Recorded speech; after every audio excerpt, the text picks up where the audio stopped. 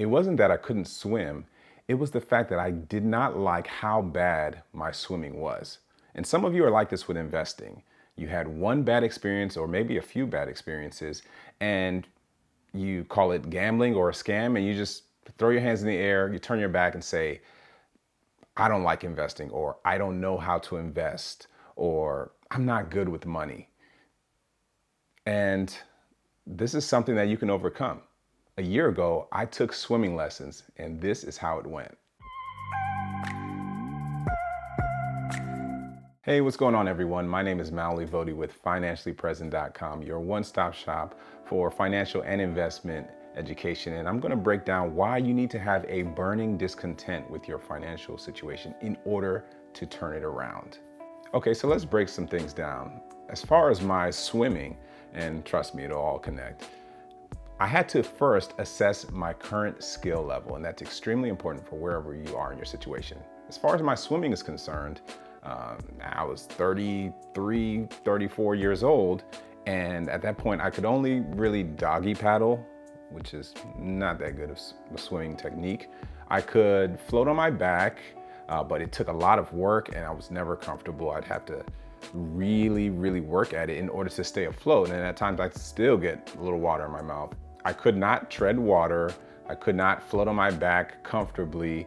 My backstroke was horrible. My freestyle was essentially non-existent. So by all accounts, I couldn't really swim if you look at it.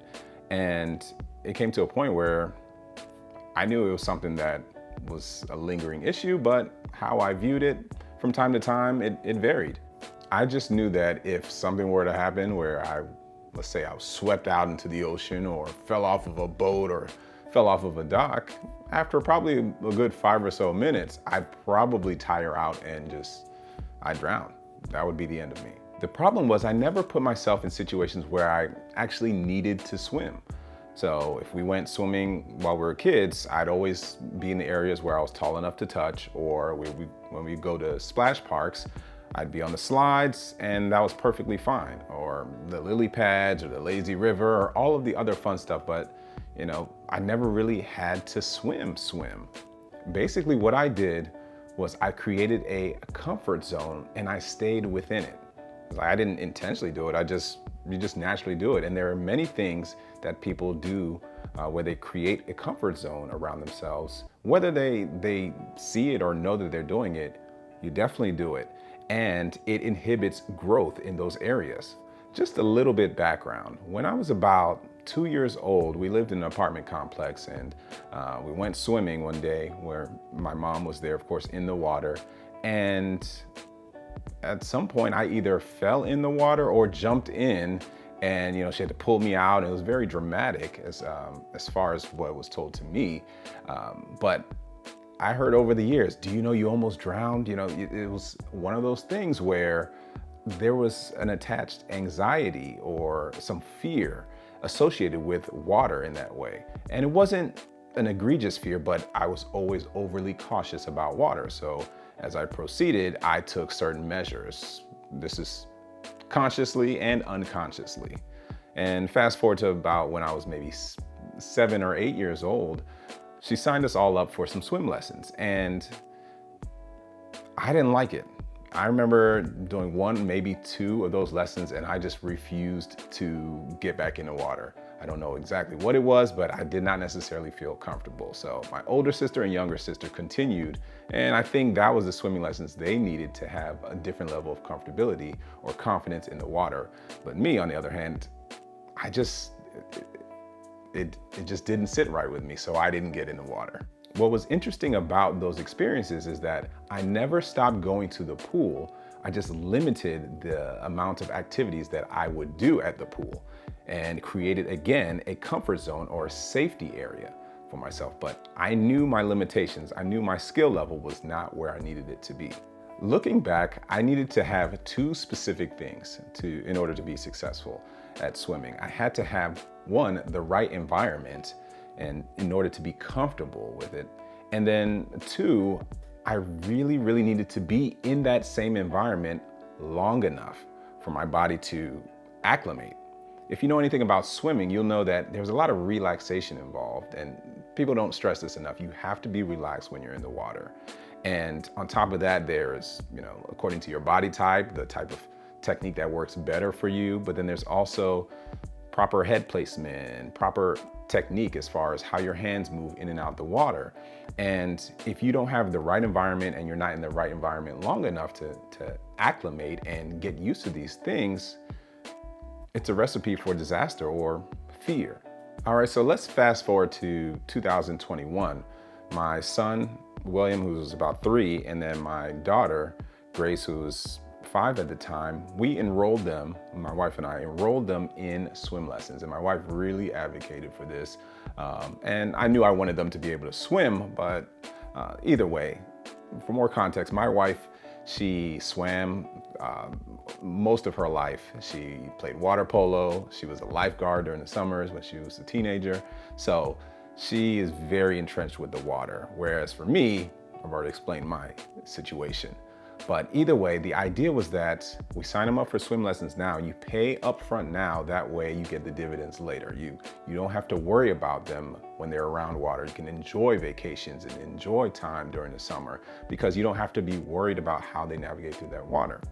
So we signed them up for swim lessons, and they're somewhat expensive, but the idea is you pay now so you don't have to worry in the future. Well, we signed them up for swim lessons, and you progressively saw how confident and comfortable the kids got in the water at a very young age. They got acclimated so well where they were just very, very confident. There are times where you would think you needed to hold them or put your hand on them and they'd be fine almost. And I started to see that progression of them. We take them to swim lessons once or sometimes even twice a week. And I started to notice how they were slowly, or actually quickly, advancing. And I started to reflect on my own swimming skills, because after each class, the instructor would tell you what they should work on and what areas they're doing well at. And I reflected on my own skills and said, I can't put myself in a position where the whole family can swim comfortably and I can't. Imagine if we went to the pool during the summer or went to the beach or all of these other things and everyone's out swimming me, they're having way more fun. For me, family time is extremely important. So if I can't get in the water and be as comfortable as my wife and kids, that was something that created a burning discontent with me. It made me feel as if family time wasn't going to be as good as it could be if I didn't overcome my own fear and discomfort with my level of swimming. This is the same thing with investing. Sometimes you have to see it for yourself, or someone close to you, maybe they're investing and you're seeing really good trading results, or they are showing things on social media where they say invest $300 a month for 20 years and you become a millionaire. And you're finally realizing that these are things that are within reach. You just have to decide whether or not you are interested or if you want that for yourself. And you see enough of these little bits and pieces to the point where you say, enough is enough. I need to see for myself. I need to do this for myself. I need the change. So at that point is where a light flip switches and something different happens. So back to swimming. I signed up for an 8-week session, or 8-week swimming lesson session. It was adult 3. So I was supposed to be able to understand how to do rotary breathing and all of these different things. And I'm one of those people where I can figure it out if I put enough effort into it. So I signed up, and it's 8 weeks, 1 hour every Sunday, and I'm in the water swimming. The instructor may or may not be in the water with you. And let me tell you, this was one of the most strenuous workouts I had ever done, because I'd use my watch and I'd track how much calories I was burning. It could track my heart rate. And I get in there and I'm burning over 1,000 calories during this time. And I'm not even swimming the entire time. My heart rate is so high because I'm swimming, I'm using the wrong technique. I'm basically fighting the water. And to the point where I'm so exhausted, I'm tired, I'll be sore for the next few days, and just constantly out of breath because my breathing technique was horrible. I was essentially fighting the water. And deep down, I was really trying to unlearn all of the wrong things I'd been doing for the nearly 30 years that I'd been kind of swimming. So it created a lot of discomfort for me, but I needed that in order for that change to occur. Let's talk about the environment, because in the past, when I would tell people that I couldn't swim very well, I'd have to explain that when I got in the water, I always had this sensation, this feeling that the water was pressing the air out of me. It was literally squeezing the breath out of me, without understanding that it was really some anxiety that was showing. And being in the water, taking these swimming lessons, was the idea of me being fully immersed in the experience. Not just jumping in, playing and playing Marco Polo and getting out, but being underwater on a regular basis, longer than just, 20, 30 minutes, and then getting out and then getting back in. No, I was fully immersed in the experience, literally and figuratively, to the point where I had to adjust. My body had to calm down.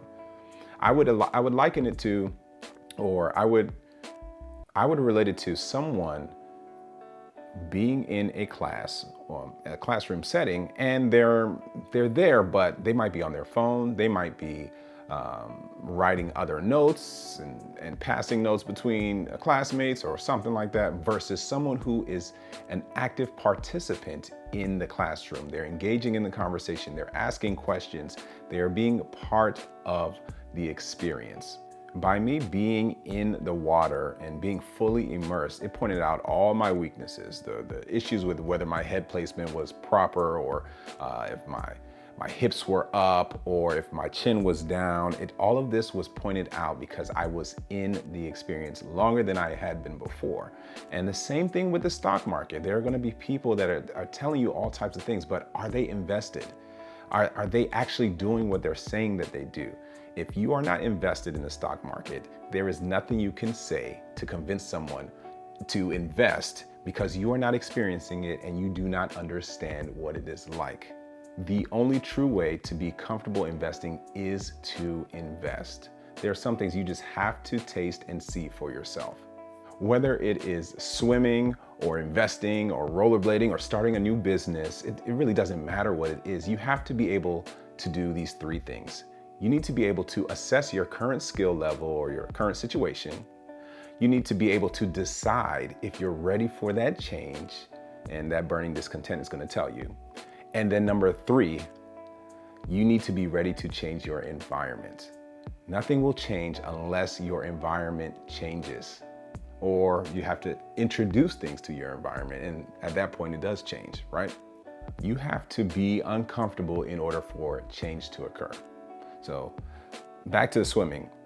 After about those 8 weeks, I actually signed up again to take that same exact class because I really wanted the reps, and there were some things I just needed to make sure I overcame, specifically the breathing.